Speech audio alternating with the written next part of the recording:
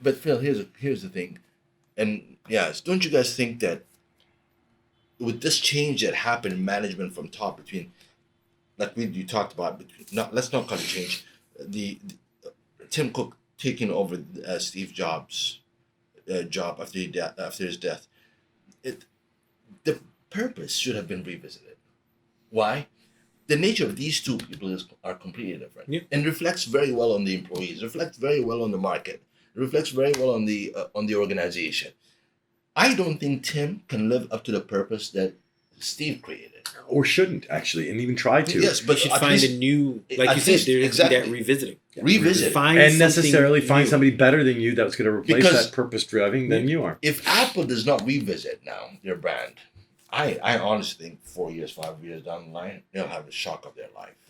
The Yeah. threats, Goodwill. the threats are always out there, or the challenges, like you said, yeah, right? exactly. Like it doesn't need to be framed in a way that makes people afraid and makes them defensive. Right. These can all be opportunities to Yes. understand, what are all the people involved in this process asking for? What is the greater world asking for from your organization, from your brand, and how do you deliver that to them in a way that takes into all these different factors into play, right? It's not just about, as long as I hit my numbers and have sold a certain number of handsets and we're seeing growth in these markets, is that really enough? I think a Right. great example of that, what you just described, is that I just recently did a chain here in Turkey, which is a noodle chain. Anyhow, long story short, and there was a customer that came in and was complaining that something was wrong with their noodles.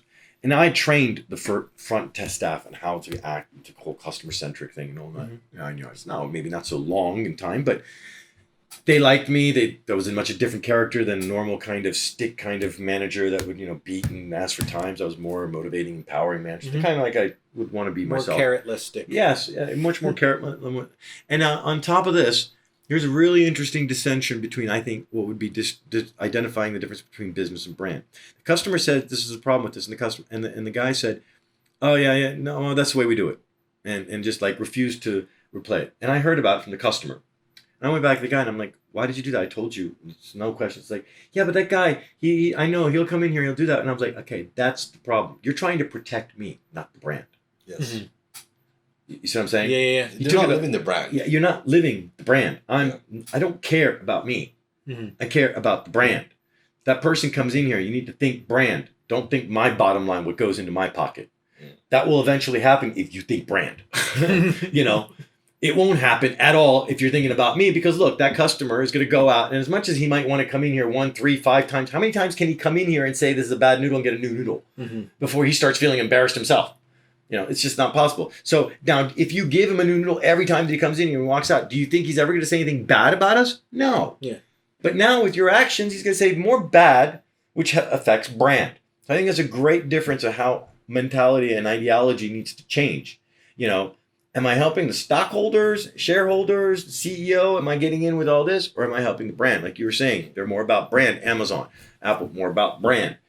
These are all very important things for the employees to look at as far as perspective and paradigm shift. One of my clients asked me, what do you think would change my employees on how they see the brand?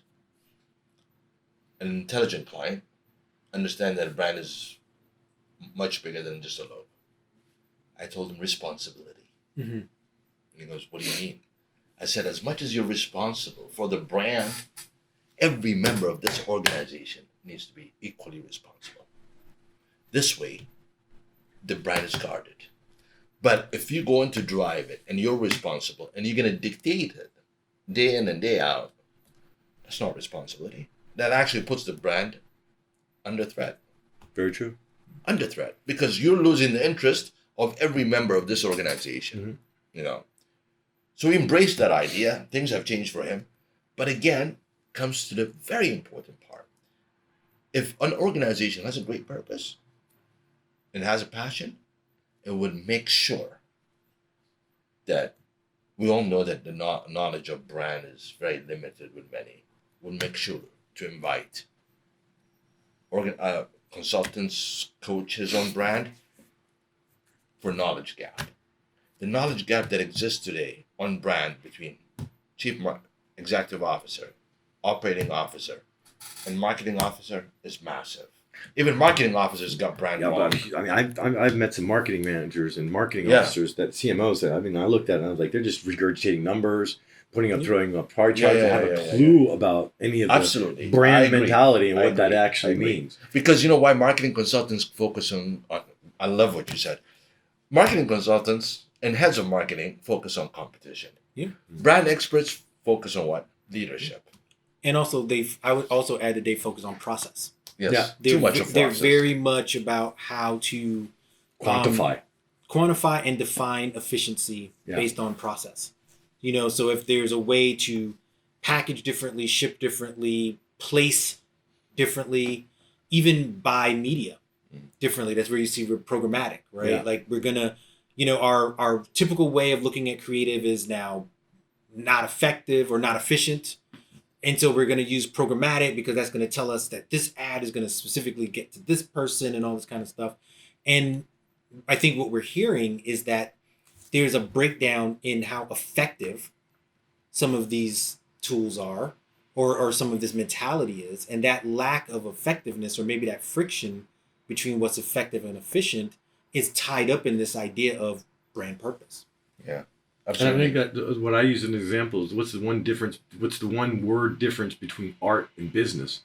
Efficiency. Efficiency, I like to say it. And so I think at that point, like you were just saying, if you're caught up in the efficiency of something, the brand has died. What- Brand has to maintain an art aspect versus a business efficiency aspect. Brand is a more artistic, brand is a more creative, brand is a more humanistic, brand is a more soft skill, intangible aspect of your company that so few ever really pay attention to because of that reason. But it creates the best relationship. you It's the brand. Yeah. It's the air you breathe, which you can't touch. But what surprises You know? what surprises me is when we talked about futurism in the previous episode. What surprises me that organizations are still sleeping on chief marketing officer when we know that brand comes before marketing. Brand is strategy, marketing is tactical. But yet, till today, till this moment, majority are heads of marketing, manages brand. It's crazy. Absolutely. In that sense, marketing It's does not not even matter. manages brand, actually. That's funny you think. It's the gatekeeper. It's the policer of brand. Yes. Yeah. From the details of the Pantonias that they can use as the color to where the brand... Which is the This arts, is- which are the assets. Yeah, which are the assets. They're just Yeah. the manager of assets. They're not the creator of assets. They're not the proliferator of assets to be described and explained. They're not the forerunner. I think CMOs, any CMO of any company, should be a public speaker, first and Yes. foremost. An ability to get up and present themselves as a presentable person to express terms Or showcase the and concepts purpose of the and organization. showcase something. Yeah. You know, The that should living be the embodiment CMO. of these ideas. Yeah. Absolutely. So for conclusion, what are we going to say about brand purpose? It's got to be centered. You know, I'm hoping as we've kind of brought all of these issues to the table and kind of had a true square table conversation, that we're getting a sense of just how many issues this touches, right? And that's, I think, a very important piece around brand purpose is the complexity of it.